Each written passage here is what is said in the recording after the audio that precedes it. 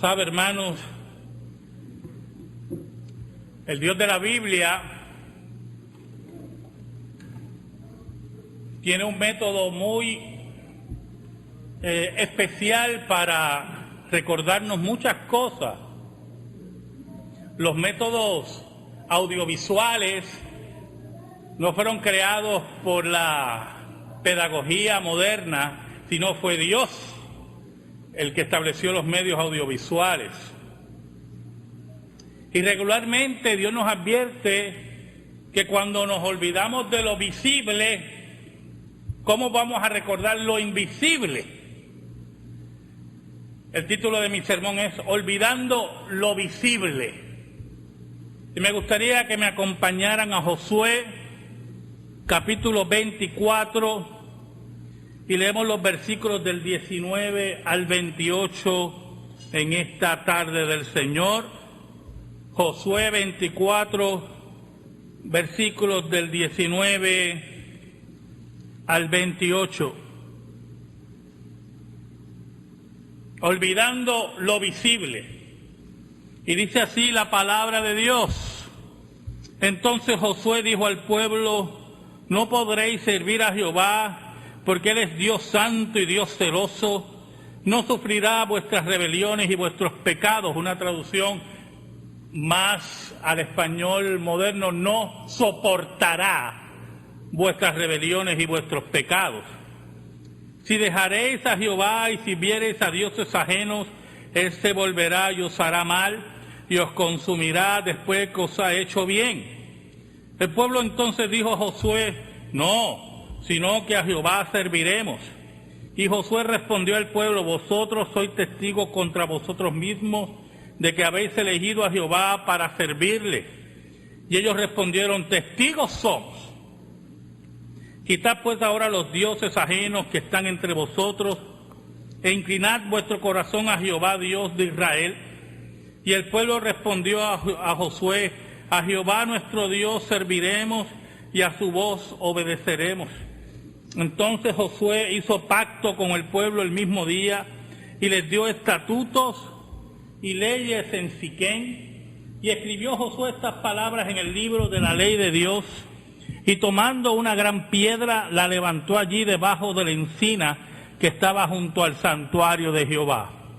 Y dijo Josué a todo el pueblo: he aquí esta piedra nos servirá de testigo, porque ella ha oído todas las palabras que Jehová nos ha hablado.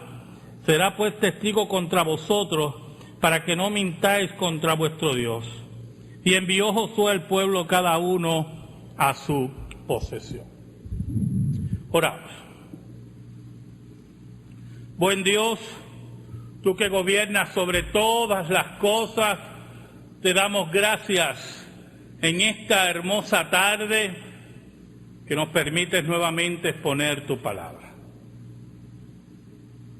Dios verdadero, perdona nuestros pecados, perdónanos, Señor, y ayúdanos para que tu palabra sea correctamente expuesta.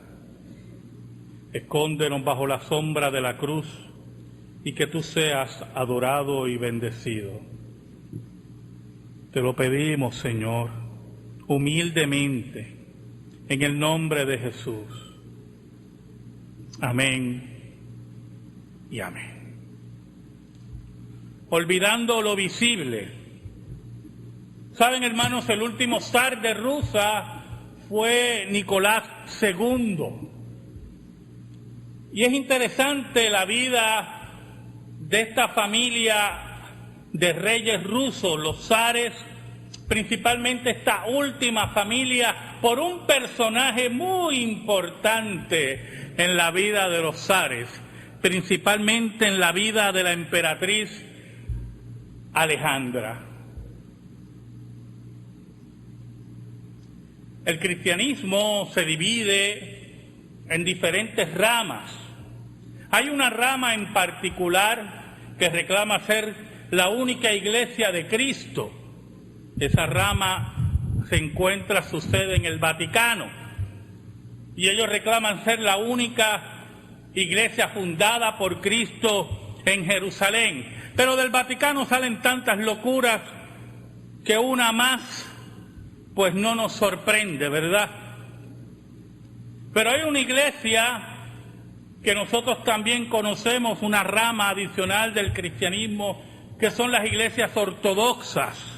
Y esas iglesias ortodoxas pertenecen al área de Constantinopla, la antigua Constantinopla, lo que se conoció como el Imperio Romano Oriental. El Imperio Romano Occidental cayó en el siglo V, pero el Imperio Romano Oriental cayó en el siglo XV con la invasión de los turcos. La Iglesia Ortodoxa rusa tiene muchas características parecidas a la Iglesia romana, que pertenece al área occidental, y entre ellos está la vida monástica, lo que conocemos como la vida monástica, ¿verdad? Hombres y mujeres que separan su vida, algunos son monjes de claustro, que no ven la luz del sol, puede decirse, ¿verdad? Y están todo el tiempo enclaustrados. Dentro de esa vida monástica también, principalmente en las iglesias ortodoxas, hay monjes que son peregrinos, peregrinantes.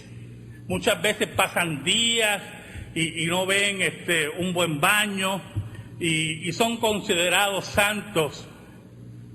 Un monje llegó a la vida de los zares, conocido históricamente como el monje loco Rasputín. Este monje era un campesino mugriento, regularmente tenía mal olor, de modales rudos, bebía como él solo, medio lascivo, pero tenía una fama por sus poderes disque hipnóticos y curativos. El hijo, uno de los hijos de la emperatriz Alejandra, era hemofílico, y un día Rasputín lo visitó y dice la historia que ese hijo recibió sanidad. Por lo tanto, la emperatriz protegió a Rasputín y lo convirtió en parte de su asesoría, su confesor religioso, y empezó a adquirir un poder terrible en la corte de los zares, en la corte de Nicolás II. Era un hombre, hermanos, de fama terrible. Era maquiavélico, hombre con intrigas, que empezó no solamente a ser un asesor religioso de los zares, sino también un asesor político, y a influenciar en las decisiones de la emperatriz y del zar Nicolás II.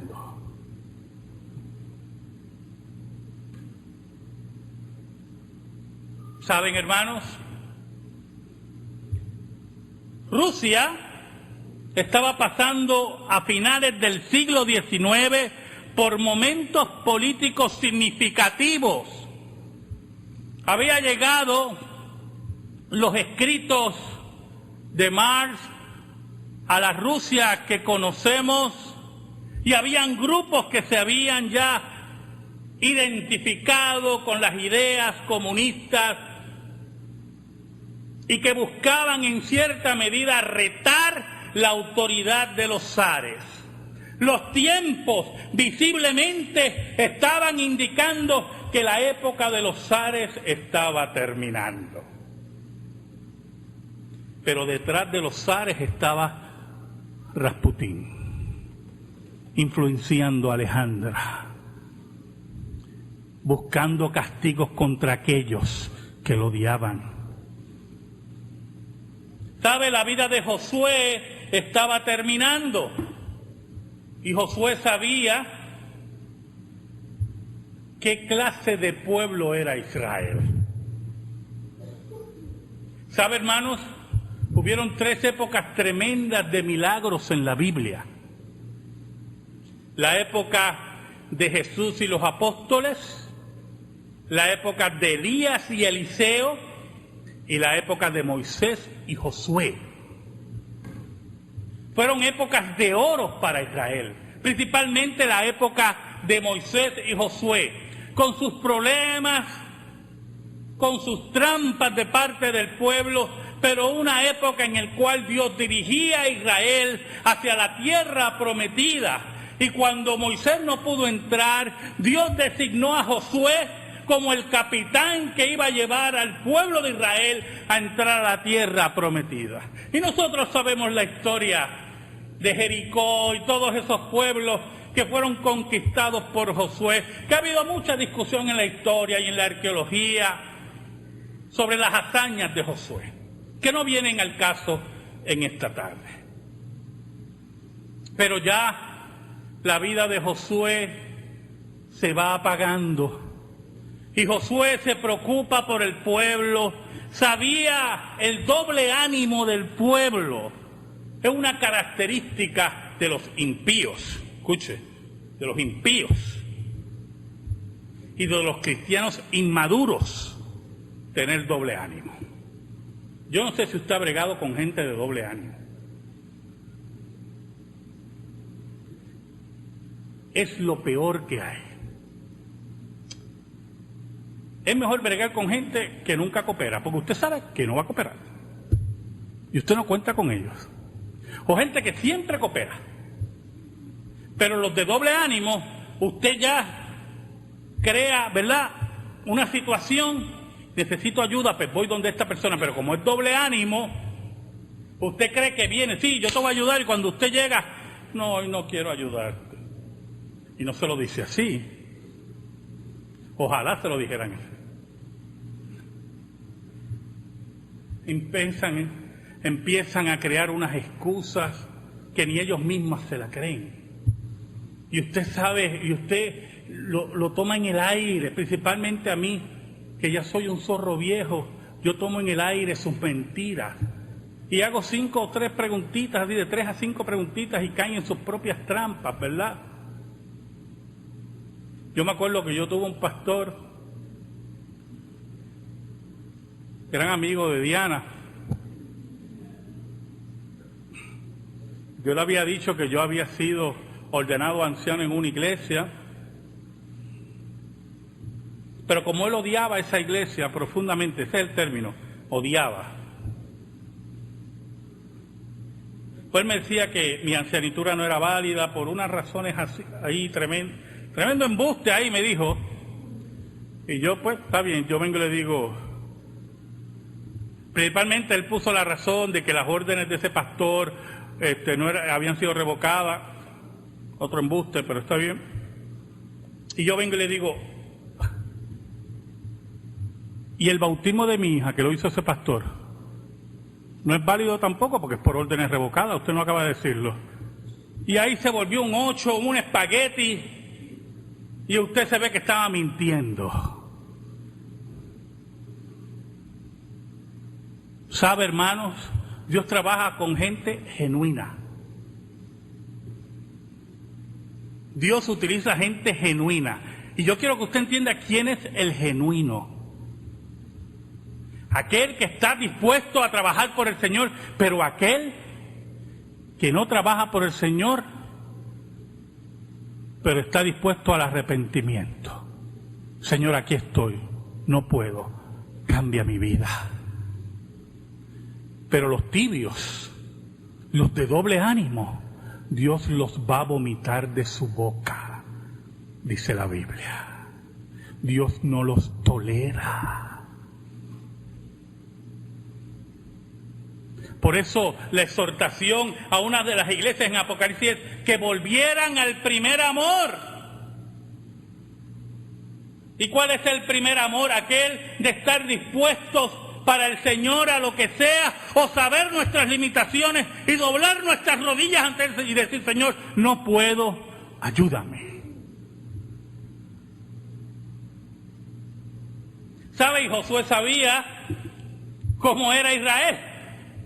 Y por eso en el versículo 19 le dice, no podréis servir a Jehová porque Él es Dios santo y Dios celoso, no sufrirá vuestras rebeliones y vuestros pecados. O sea, no va a soportar vuestras rebeliones y vuestros pecados.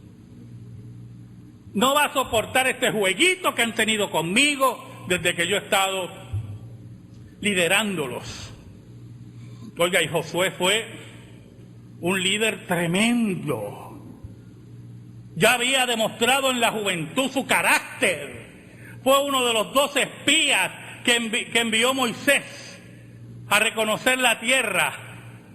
Y cuando regresaron los 12 espías, 10 de ellos decían, no, pero muchachos, allá hay gigantes, nosotros no vamos a poder con esa gente, nosotros somos, miren, nosotros parecíamos langostas, en este caso era saltamontes, o como dicen los puertorriqueños, esperanzas, al lado de esos gigantes. Y Josué y Caleb decían, nosotros nos comemos como pan. Gente de carácter para Dios, gente genuina para Dios. Oiga, y le está advirtiendo Josué, porque Josué conocía a Israel, el doble ánimo de Israel, las situaciones de Israel, ante lo que Israel doblaba sus rodillas, ante lo que Israel se aflojaba. Dios no va a soportar el doble ánimo de ustedes. ¿Saben, hermanos? Rasputín se acercaba mucho a la emperatriz y le hablaba al oído. Y le decía, mira, aquel quiere sacarlos ustedes del trono. Y Nicolás II, ese muchacho era tan bueno. Oiga, exterminaba a pueblos enteros. Los zares eran gente terrible. Oiga, y se dejaban llevar. Y la nobleza rusa estaba harta de Rasputín. ¿Qué vamos a hacer con este monje? Y empezó a ganarse el título del monje loco. Porque no solamente se bañaba muy poco, y usted sabe que hay que ser medio loco para no bañarse regularmente en este clima. Pero no solamente eso, era un hombre excéntrico, era un hombre de mirada profunda que inspiraba temor, era un hombre de mirada hipnótica. Y por lo tanto, los nobles rusos, los que estaban cercanos a la corte de los emperadores, de los zares, decidieron matar a Rasputín. Vamos a matar a este hombre. Vamos a eliminarlo, porque nos está creando problemas con los zares. Mientras tanto, Rusia ardía de ideas revolucionarias. Mientras tanto, muchas áreas del pueblo se morían de hambre. Los zares no veían al pueblo, no veían las señales visibles, no veía a Nicolás II el mal que le estaba trayendo Rasputín a la corte.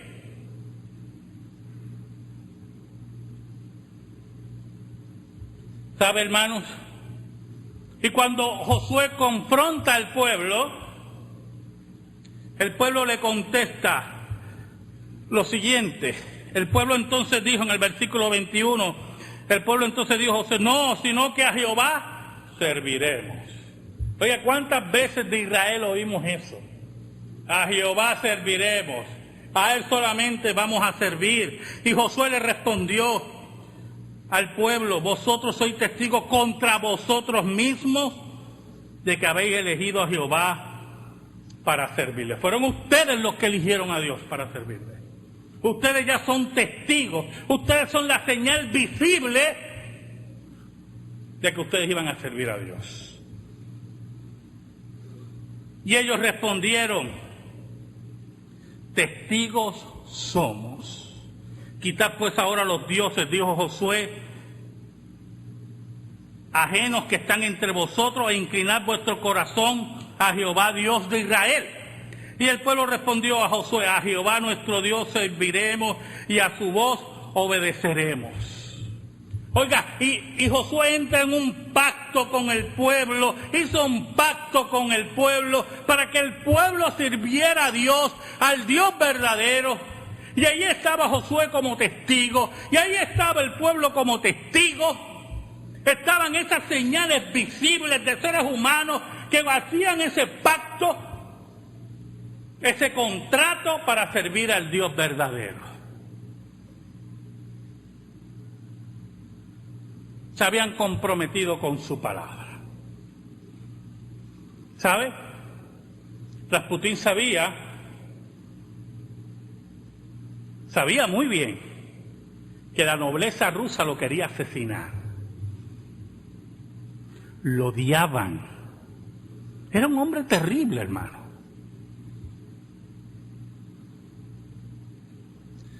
En una ocasión dijo: pero si soy asesinado por los nobles, si ellos derraman mi sangre, sus manos quedarán manchadas con ella. Mire qué importancia él se daba. Sus manos van a quedar manchadas por ella. Yo soy una persona importante. Estoy en la corte de los zares. Pero añadió: los hermanos matarán a los hermanos, hablando del pueblo ruso, y se matarán entre sí, y no quedarán nobles en el país. ¿Sabe algo? Rasputín era todo lo que yo dije, pero era un hombre que estaba viendo las señales en Rusia. Sabía lo que estaba ocurriendo en lo, como lo dicen los rusos, en la madre Rusia. Sabía que el pueblo se levantaría contra ellos mismos. Sabía de las ideas profundas del marxismo. Sabía que los privilegios de los ricos y de los nobles estaban en precario. Pero él se consideraba un enviado de los zares y profetiza que Rusia iba a ser bañada en sangre y que los nobles iban a desaparecer. ¿Sabe?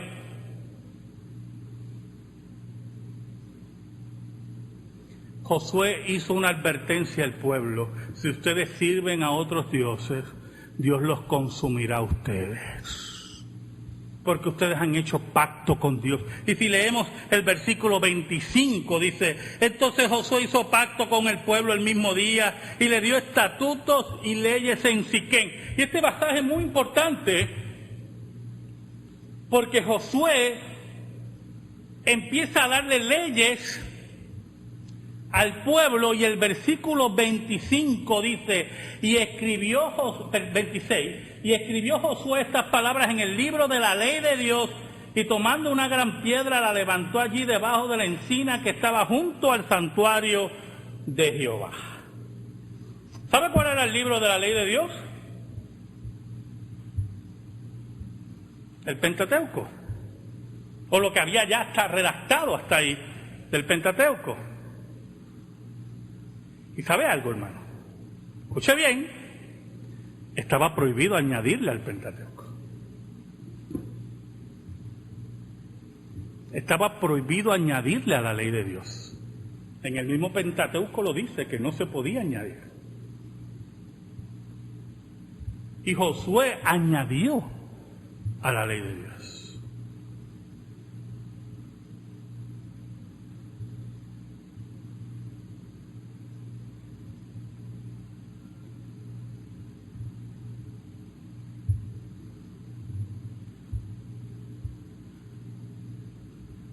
¿Sabe, hermanos? Solamente se le puede añadir a la ley de Dios cuando el canon está abierto.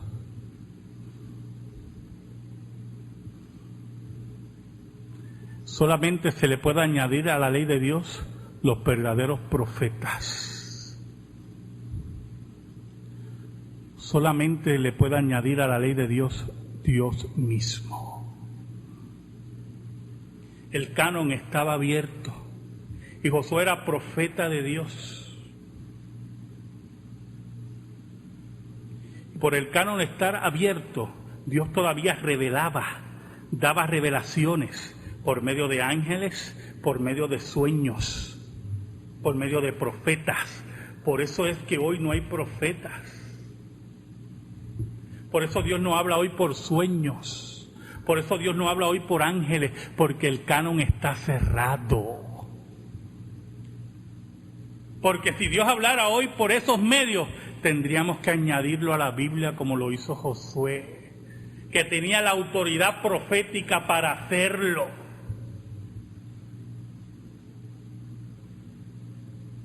Por eso el versículo dice que añadió y escribió Josué estas palabras en el libro de la ley de Dios, y tomando una gran piedra, la levantó allí debajo de la encina que estaba junto al santuario de Jehová. Allí levantó esa piedra como señal visible del pacto que el pueblo había hecho con Dios y con Josué de servirle a Jehová. Era un evento espiritual increíble, hermano. Josué añadiéndole a la ley de Dios la señal de piedra como pacto, y el profeta de Dios reclamando la autoridad que solamente Dios le puede dar. Era una gran fiesta espiritual donde el pueblo hacía pacto con Dios. No, hermano, la charlatanería que tenemos ahora, sino la verdadera espiritualidad en la cual la ley de Dios es la que tiene que ser honrada. Y no la imaginación de 2 o 3 payasos en el día de hoy para satisfacer sus vientres. ¿Sabe, hermano? La nobleza entonces tramó asesinar a Rasputín. Rasputín estaba viendo las señales visibles de lo que estaba ocurriendo en Rusia. Pero a ellos no les importaba, a ellos les importaba su posición. Y hay que matar a este hombre. En una ocasión, en 1914, recuerde que era un hombre mugriento, pero también era medio lascivo este caballero en cuestión, ¿verdad? Y aparentemente pues tuvo algún problemita con una campesina, y en 1914 una campesina lo acuchilló en el estómago, pero él sobrevivió.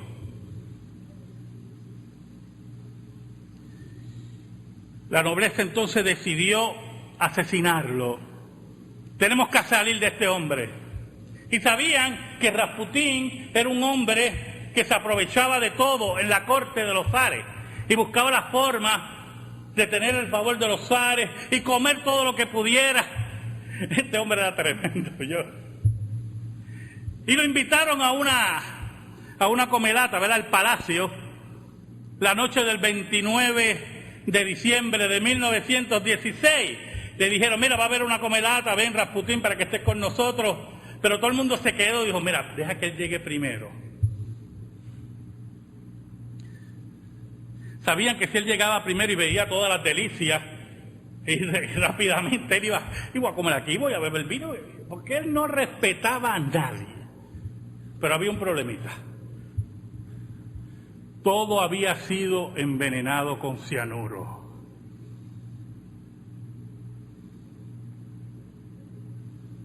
Y todo el mundo esperaba que Rasputín se muriera con ese cianuro. Oye, dice la historia que empezó a comer y empezó a comer y nada le pasaba. Y seguía comiendo y bebiendo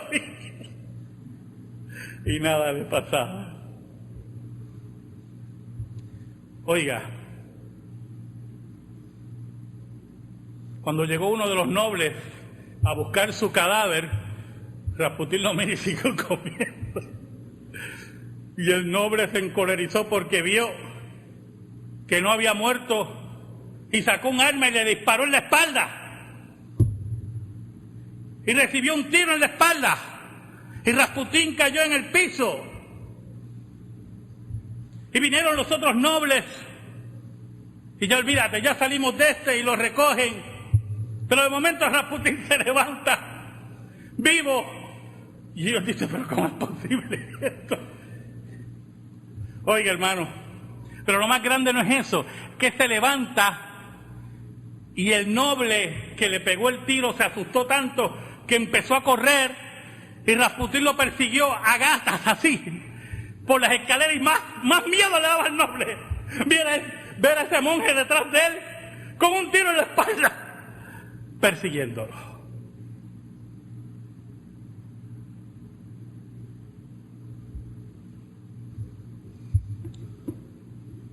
Hermano, ¿sabe algo?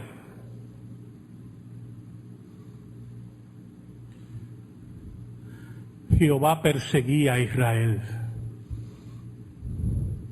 no como Rasputín a ese noble, sino con cuerdas de amor. Pero Israel en su doble ánimo lo rechazaba.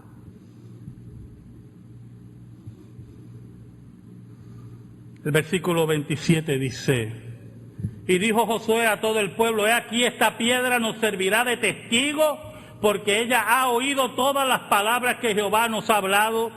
Será pues testigo contra vosotros, para que no mintáis contra vuestro Dios.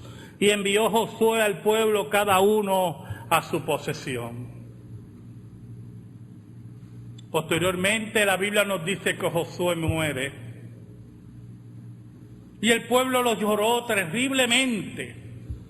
¿Sabe algo, hermano? Puedo comprender el lloro del pueblo con Josué. Nunca he comprendido el lloro del pueblo. Yo personalmente, no tengo que compartir esto, yo, por Moisés. Porque le hicieron la vida de cuadritos a Moisés. A niveles tales que al final de su vida Moisés se dejó llevar por la ira y no pudo entrar a la tierra prometida. Y cuando Moisés muere, dice la Biblia que el pueblo le hizo duelo y lloró por él. Y yo siempre que leo ese pasaje digo, qué grupo de hipócritas. Como hoy el Día de las Madres, ¿verdad? Hijos que están todo el año, hermanos, haciéndole la vida de cuadrito a sus madres. Y vienen el Día de la Madre con un regalito. ¡Qué hipocresía! ¡Qué falta de respeto! ¡Qué violación al mandamiento de honrar padre y madre!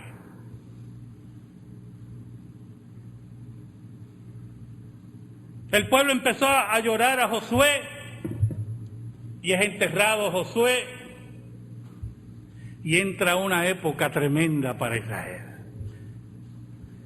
Los jueces. Y lo primero que hizo Israel fue olvidarse de la piedra visible y del pacto que había hecho con Dios y se fue detrás de los dioses.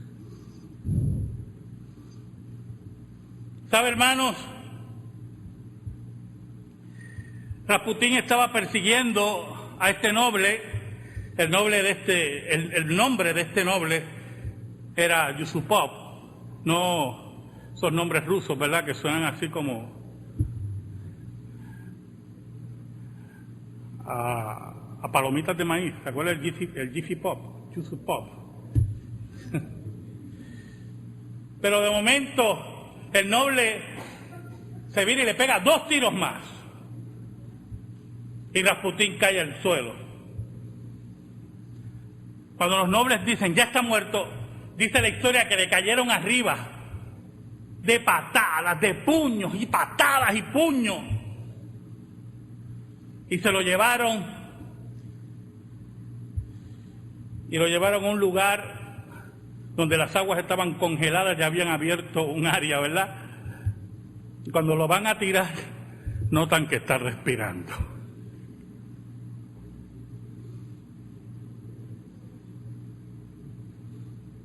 Cuando recuperaron el cuerpo, hermanos, dice la historia que tenía la mano doblada con los 2 dedos levantados dando la bendición. Pero Rasputín había leído las señales visibles de Rusia.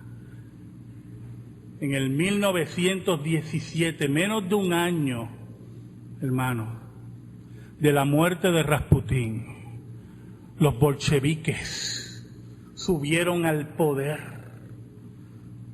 mataron a todos los nobles. ¿Se acuerdan lo que dijo Rasputín? No iban a quedar nobles.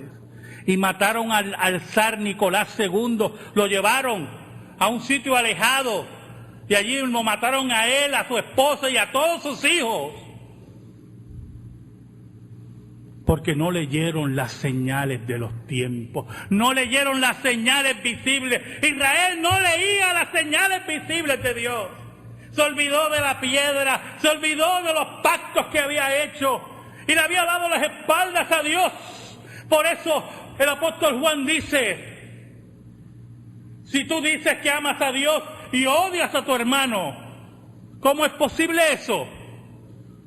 ¿Cómo puedes amar a Dios que no lo ves y odias a tu hermano que lo ves? Las señales visibles. Cuando nos olvidamos de las señales visibles, cuando nos olvidamos de la congregación, cuando nos olvidamos de la palabra, hermano, ¿cómo decimos que amamos a Dios? Cuando nos olvidamos de orar, cuando nos olvidamos de aportar al reino, cuando nos olvidamos de estudiar la palabra, que la tenemos todos los días en nuestras casas, cuando nos olvidamos de los hermanos, ¿cómo decimos que amamos a Dios?